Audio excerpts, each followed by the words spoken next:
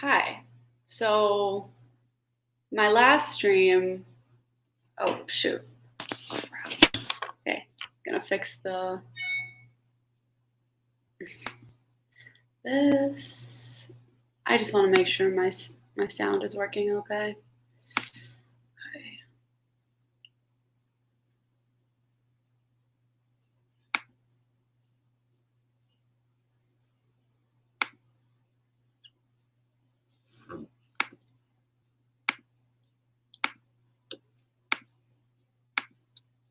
Okay. So we've got one person in here. I just want to confirm that the sound is working okay, and I'm getting the little green bars. I'm not using my headphones. I do have my washing machine going in the background, so I just want to make sure that's not interfering too much and you can't hear it. So I'm just going to wait until someone's actually in here. And yeah, let's see.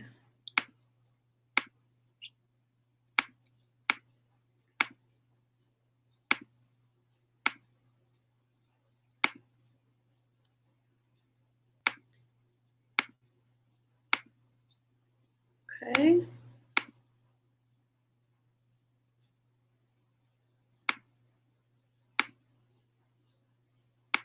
All right. Still got 0 people in.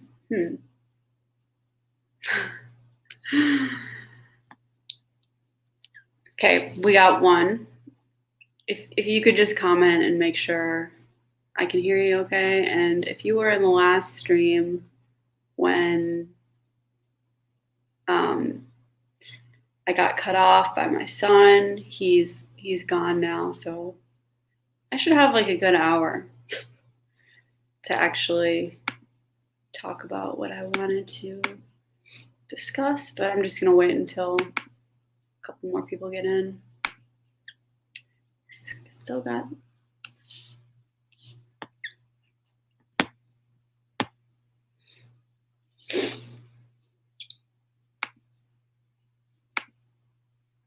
good. Okay, that was fast.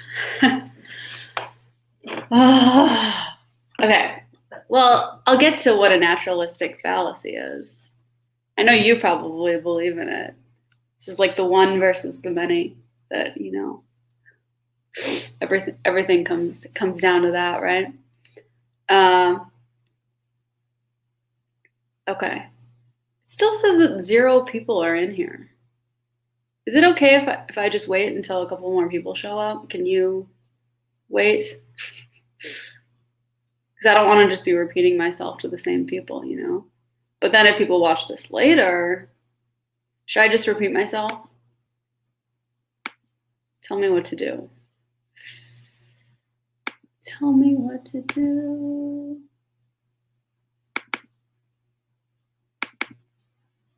Tell me what to do.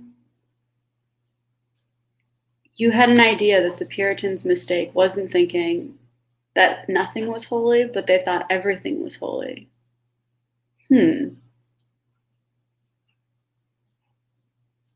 That's interesting.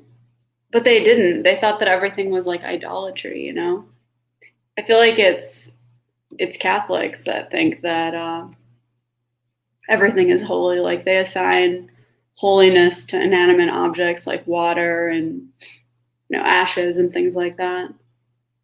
And that's what the Puritans seem to be against that. Okay, you know what? I'm gonna stop talking about that. I'm gonna get back to what I wanted to discuss, because I've been wanting to talk about this and I keep trying to talk about it to people in real life and no one knows what I'm talking about. No one cares, but I think people on YouTube might actually get it. Okay. So here's what happened. I was watching these, what was it? These teacher vlogs on YouTube. There's all of these different channels on YouTube where these elementary school teachers record their life, like their day in the life, what they're doing with their classroom and their kid, and they have like teacher outfits, and it's like a whole lifestyle thing. So I watched one of these teacher vlogs, and this girl, and I just want to clarify, it's nothing against these girls. I think that what these, young teachers are doing is applying exactly what they learned in exactly what they learned in university, in teacher college. They're just doing exactly that. This is nothing that they came up with, and if they had been taught something else, they'd be doing exactly that. But it was like, okay, so there was a kindergarten teacher, and she was basically teaching the kids math and reading, right? Those are the two subjects. But for every concept she was trying to teach them, it was like they had to have some special project, like not a worksheet, but like something hands-on that they did, not even like playing with Legos, like cutting something out of paper, like cutting pumpkins out of paper and then gluing it onto something else for every single subject. There was no like history or science or anything really. It was all just reading and writing, but they had to do hands-on projects to learn reading and writing, and everything has to be like, not even a game. I'm almost for games. These weren't games. It was just these hands-on gluing things. And when I was watching this, I was thinking, I was like, where did people get the idea that this is how kids need to learn, is like by doing a hands-on goofy project? Because I remember doing a lot of that stuff in school. And I started looking into this. First of all, they don't teach any, like, in like grades kindergarten through about third grade, they really only teach like reading and writing with no regard to any like knowledge or any sort of content at all. So there's no history. They don't learn. And I think history, in my opinion, that should be like the backbone of an education. There's no history. There's not really any science.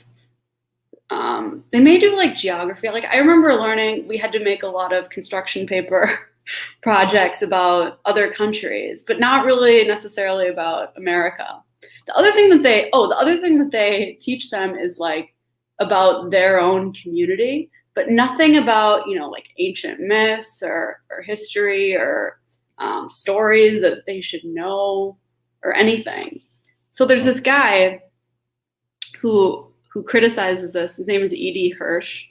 I don't know exactly what his title is, but he says that this is like a naturalistic fallacy, that these people, I think it was like Jean Piaget, there was all these educational theorists. I think he said it came from Columbia Teacher College in the 20s and 30s. There was all these people who decided, you can't impose knowledge onto the kid. The kid has to, like discover it for themselves or think of it for themselves, or, that's the only way that children can learn is by doing or by discovering. So some people call this like discovery learning, or the newest fad is called project-based learning, where you work in groups, and instead of like reading, a book, you do a project with a group. But really, it's all, E.D. Hirsch says that this is all the same idea being repackaged under like a new name as something new, that they're supposedly breaking this mold of really like how people actually learn. Like I actually had one class in college, in one of my graphic design classes in college, they seemed to like have taken this idea where we had to do group work and stuff, and I hated that.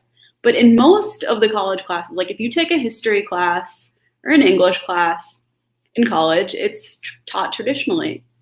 And those are the classes that I think people actually, you know, and I'm not saying the content of college is all great, but I think that model for teaching is generally how people learn. You know, it doesn't have to, and the reason, the people who are for these like progressive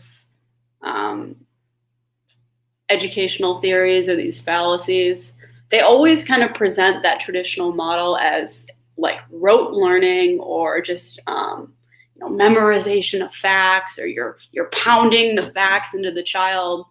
But that's not what it is at all. It's like the information can be presented in not necessarily an entertaining way, but in a way that makes it interesting.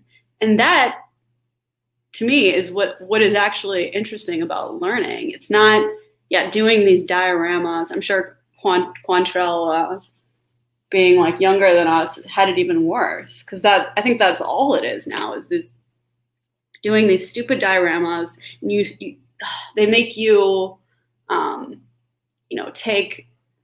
take these projects home and spend hours, and you have to like buy your own materials, and really none of this is learning. Like, that's not academics. It's not academics. The kids aren't learning what Edie Hirsch calls, he gives it a few different names, core knowledge, or just like knowledge-based learning, like actual knowledge. And it doesn't have to be memorization of facts. You can, tell history, or even teach about science as a story and have it be really interesting. But yeah, it was like these educators now, they think that the knowledge has to like arise organically from the child. Otherwise it's boring. It's like the dumbest thing ever. And no, what's interesting is when I was in school, you didn't know there was any alternative. So you didn't ever question this. I didn't even know that there was, it's like, being a fish in water. It's like, what's water? This is school. School is where we do these stupid projects and call it learning, right? And no, it was funny. I don't know if you guys had like a gifted program. We had this like gifted and talented program. They didn't call it that, obviously, because that would have been offensive. But they had a gifted and talented. Hold on, I'm going to check on my chili. It kind of smells like it's maybe getting a little too cold.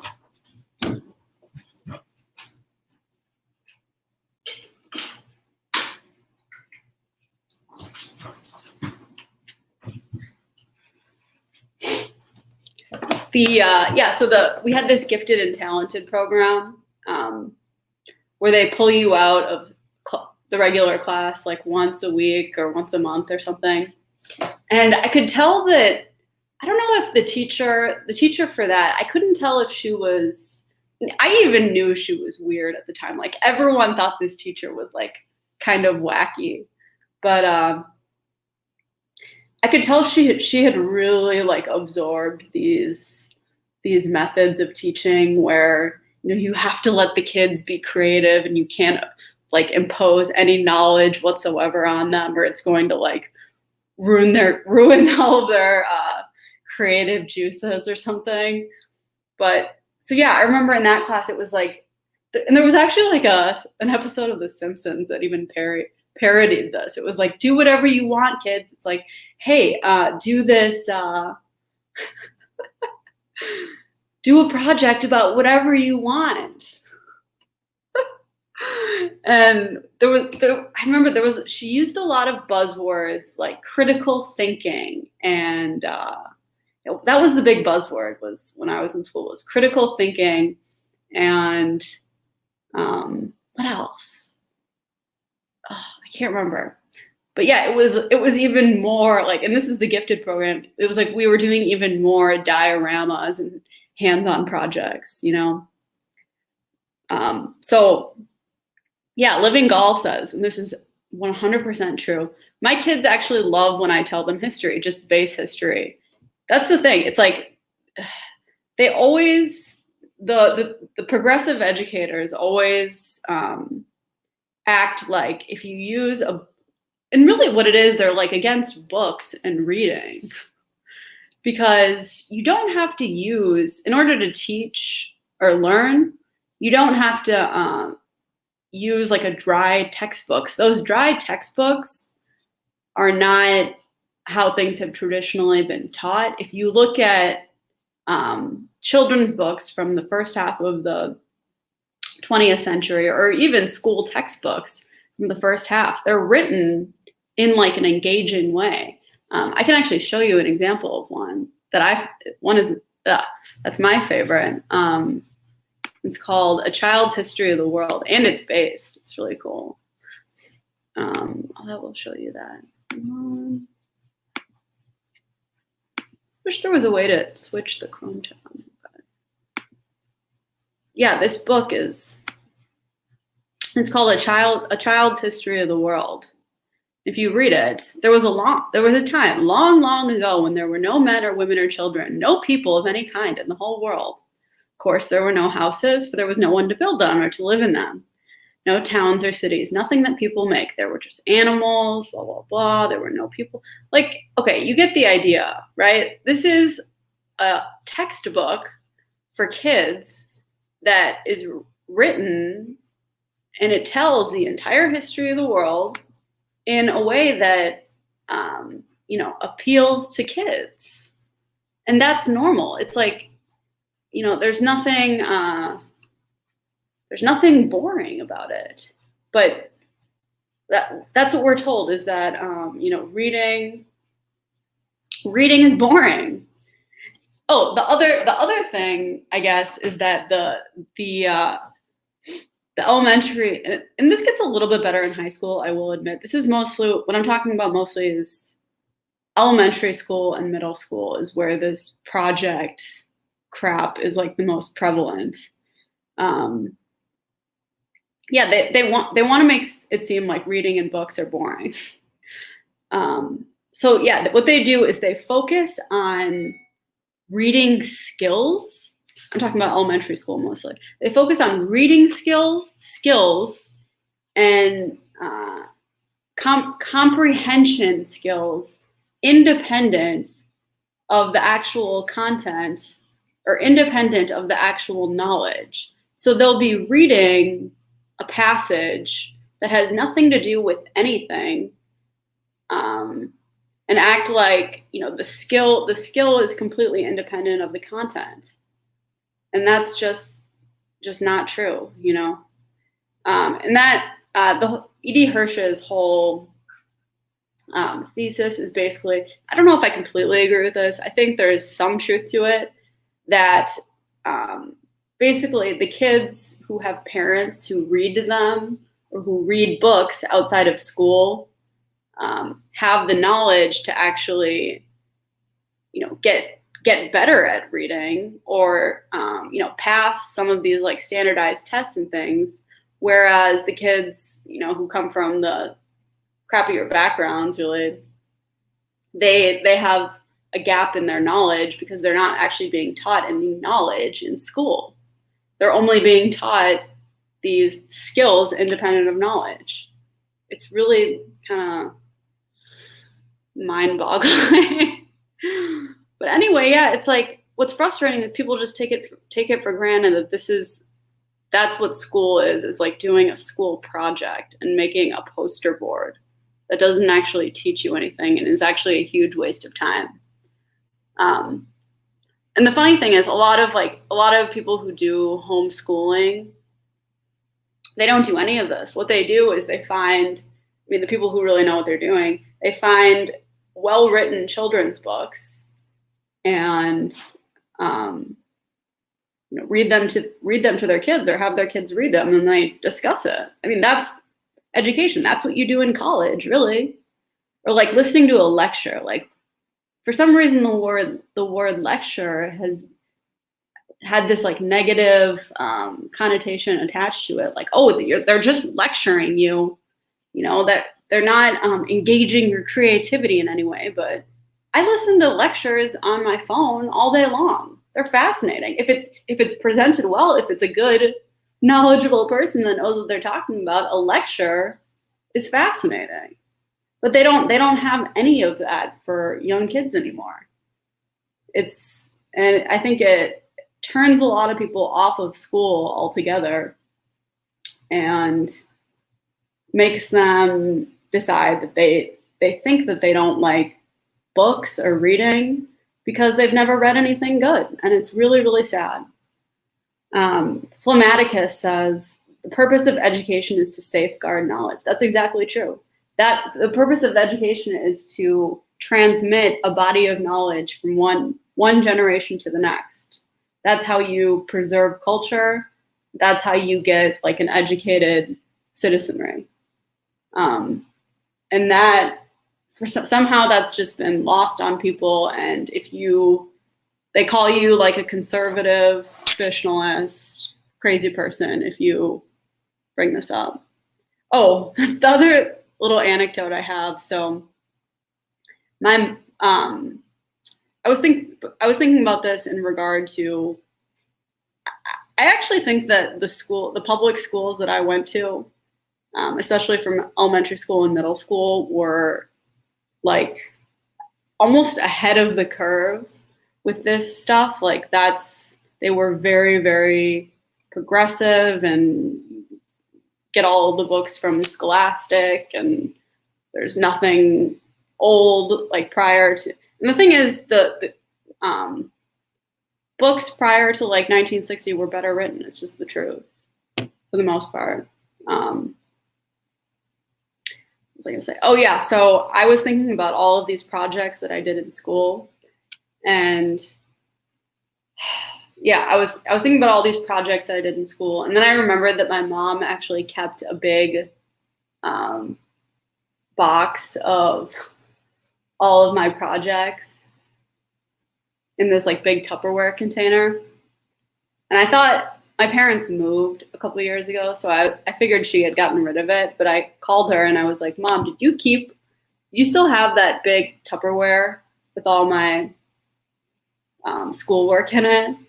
And she said, oh yeah, I do. Do you want it? And I was like, no, I don't really want it, but I want to look through it and see if it's what I think it is. And the specific thing I remembered was doing this project in 7th grade in health class that the teacher, he was like a gym teacher, but he also taught health class.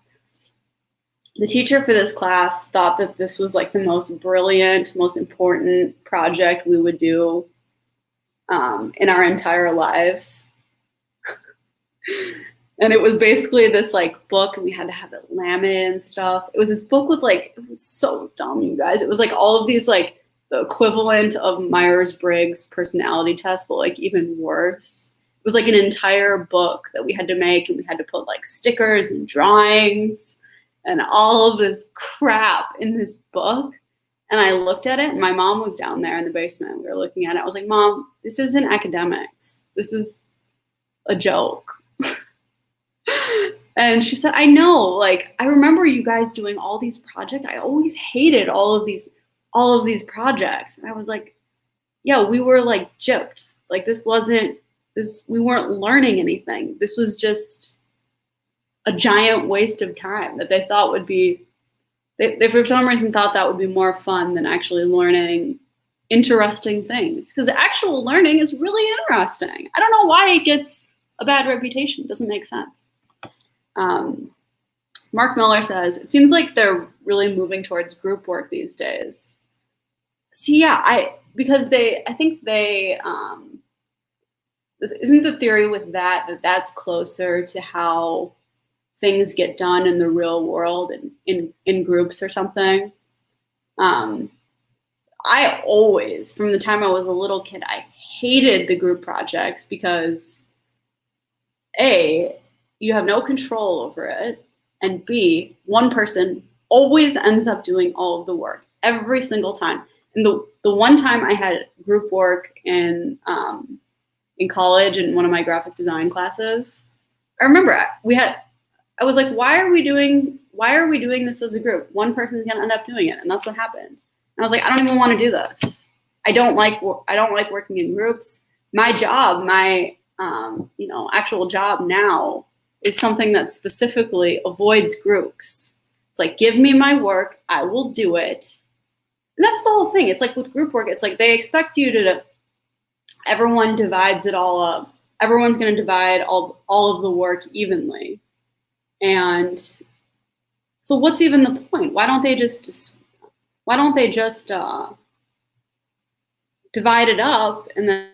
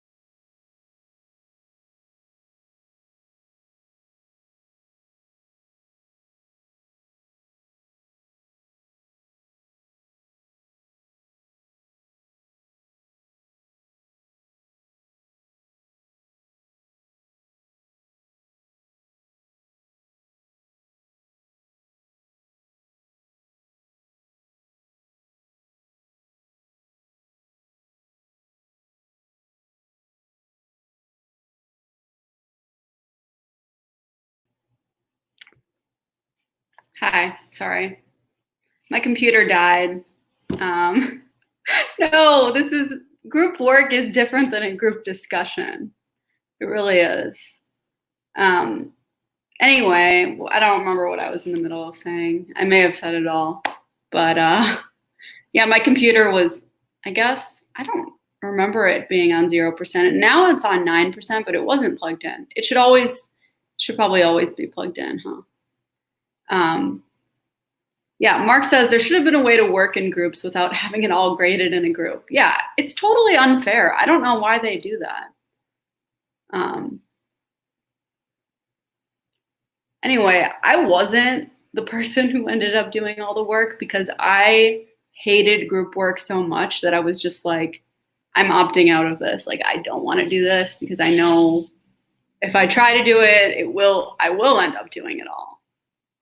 So someone else can do it and screw it. And maybe that's not very egalitarian of me, but yeah, I just knew I hated it. I like dreaded it. And now they have like these schools where the entire thing is group work. Oh my man, it would just I would really hate that. Yeah, if we can look at this actual book that I was reading, a book, you guys. Imagine learning from a book. What is that? What is learning from a book? Okay, I'm just looking at it.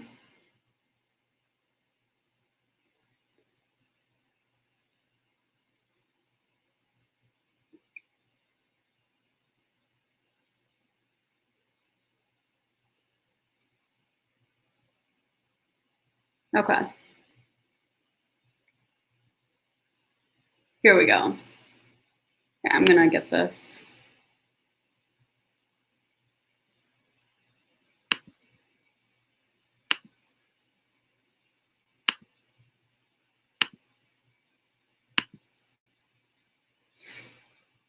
Okay, so here's a typical progressive caricature of traditional knowledge-based education, otherwise known as, what you do in college and that sort of thing. Okay, so the emphasis that permeated the traditional school was recitation, memorization, recall, testing, grades, promotion, and failure. And for this kind of education, it was necessary that children primarily listen, sit quiet and attentive in seats, trying to fix in their minds what the teacher told them, commit to memory the lessons assigned to them, and then someone like a cormorant, I don't know if I pronounced that right, be ready at all times to disgorge the intake. The fixed close, authoritarian system of education perfectly fitted the needs of a static religion, a static church, a static caste system, a static economic system. But the term traditional, which also covers challenging subject matters taught in a lively, demanding way, is an odd one to use for the knowledge-based approach currently employed in the most advanced nations, but eschewed in our own schools for more than half a century. If parents were told that, on the contrary, the so-called untraditional or modern mode of education, so dominant in our schools, has coincided with the decline of academic competencies among our students, they might be less eager to embrace the failed techniques characterized as modern. To the observation that a reform has already been tried but has failed, educators usually reply that it was never properly tried. But such claims are quite unhistorical. The modern approaches have been properly tried. The never properly tried riposte is, after all, a fail-safe defense for all unsuccessful theories. Okay, merely verbal versus hands-on instruction. This is what I hate. The idea that students will learn better if they see, feel, and touch the subjects they are studying has such obvious merit that it would be quite amazing if traditional education did not make use of multisensory methods of teaching. And indeed, if one studies the history of educational methods, one finds that every modern nation and traditional theorist advocates hands-on methods where they lead to good results. The difficulty with the premature polarization of this issue lies in its disparagement of the verbal as an essential and even dominant focus of schooling. In human beings, an essential residue of understanding is the ability to speak or write about what one has experienced. To disparage an emphasis on learning the words and even the formulas for things and ideas, whether through hands-on instruction or not, bespeaks an anti-verbal prejudice, which has its roots in the Romantic era, and which has proved especially harmful to children with restricted vocabularies. Okay, so here's an example of what would be a good way to have something hands-on. Like if you're studying science or nature or whatever, I do think it's a good idea to go outside and go on a nature walk and observe nature. That is a good thing to do. And you can also read a book about it. You can read a story about it. That's traditional. That's a good thing to do. What I don't think is necessary is, let's say you're learning about geography, is to have to cut out every little state and glue it to a paper because that's hands-on and that's exciting, or that's how people learn better or something. That's like a fallacy. Like, it works better for some subjects than for others. And I don't remember going outside and looking at nature ever. It would be more like we would make like a paper figurine of something from nature. So they're not like implementing it the way that you think that they would.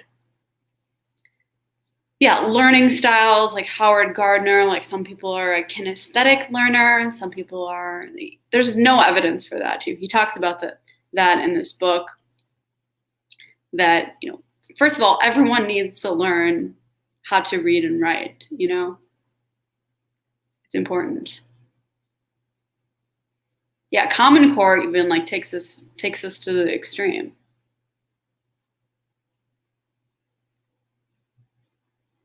All right. Let's see. What else does he say? Okay, premature versus developmentally appropriate instruction. Suppose for a moment that parents were advised that the opposition of premature versus developmentally appropriate content has been the means of withholding knowledge from young disadvantaged children, whereas many advantaged children gain such knowledge at home. Suppose, in addition, parents were informed that young children of comparable ages in other lands were learning so-called premature knowledge with great benefit and no ill effects. And suppose it were shown that the label developmentally appropriate is generally applied as a dogmatic gut reaction rather than as an empirically determined fact accepted by the research community.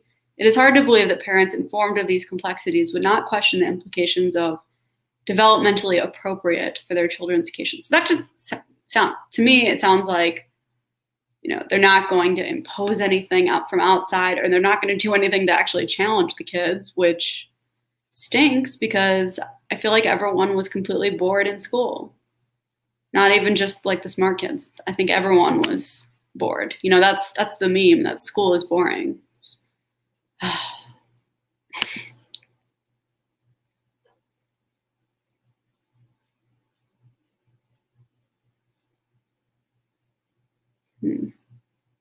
Okay.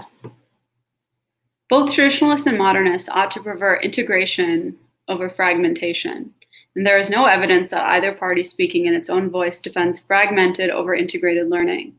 The advantage of truly integrated instruction is that it shows how things fit together, and at the same time helps secure what is being learned by reinforcing it in a variety of contexts. That is the theory, and when it is effectively put into practice, it is accepted by both traditionalists and modernists. Nonetheless, this pseudo-polarization has been exploited ever since the teens of this century to disparage the direct teaching of subject matters such as mathematics, spelling, and biology in classes that are specifically devoted to those topics. The whole outdated conception of subject matters was replaced by thematic or project-oriented instruction. The result has not been integration at all, but the failure of students to learn the most basic elements of the different subject matters. The result has been a loss of intellectual coherence. Here we go. This is my favorite part. Boring versus interesting instruction. Academic subject matters, such as ancient history and science, ding, ding, ding, are to be withheld from children in the early grades on the grounds that true education proceeds from the child's interest, rather than from an external imposition. Children learn best when new knowledge is built upon what they already know, true, and it is further claimed that the child's interest in a subject will derive from its connection with his or her immediate experiences and home surroundings. Early schooling should therefore teach subjects that have direct relevance to the child's life, such as my neighborhood, and similar relevant topics. Yet every person with enough schooling to be reading these words knows that subject matters by themselves do not repel or attract interest, and that an effective teacher can make almost any subject interesting, and an ineffective one can make almost any subject dull. The presumption that the affairs of one's neighborhood are more interesting than those of faraway times and places is contradicted in every classroom that studies dinosaurs and fairy tales. That is, in just about every early classroom in the nation.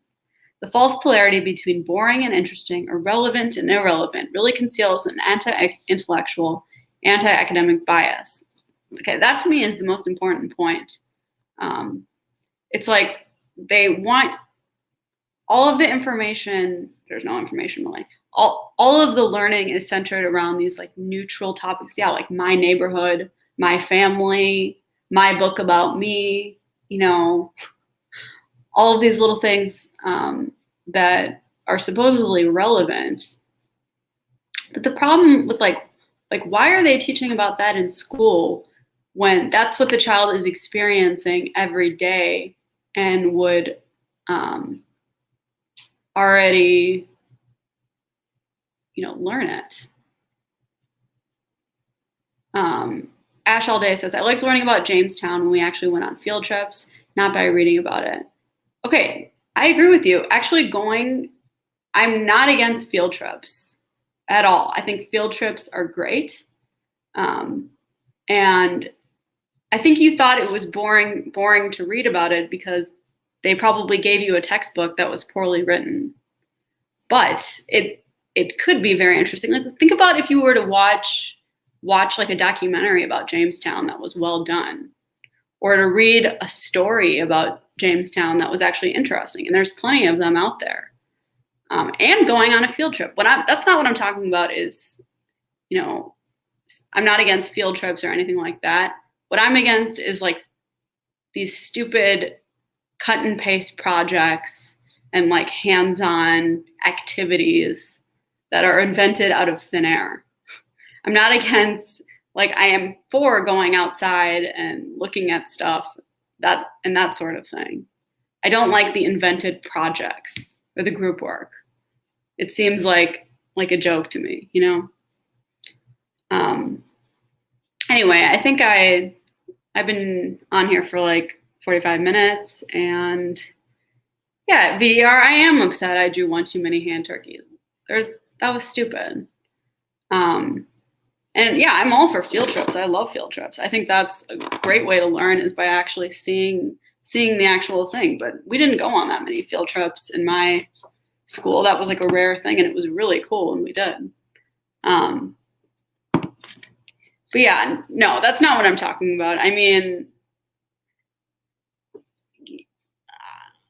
what was I going to say?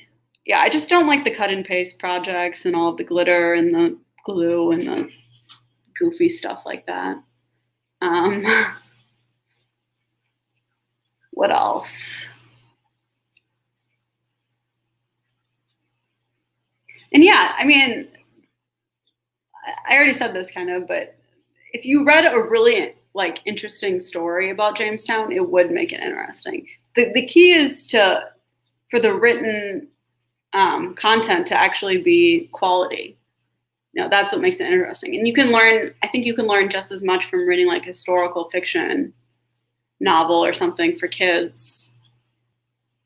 I think you do learn, you're gonna obviously be more interested in that than reading like a poorly written textbook. So you're probably gonna learn more anyway. You know, that's what makes it come alive. Okay. All right, I'm gonna go. See you guys later.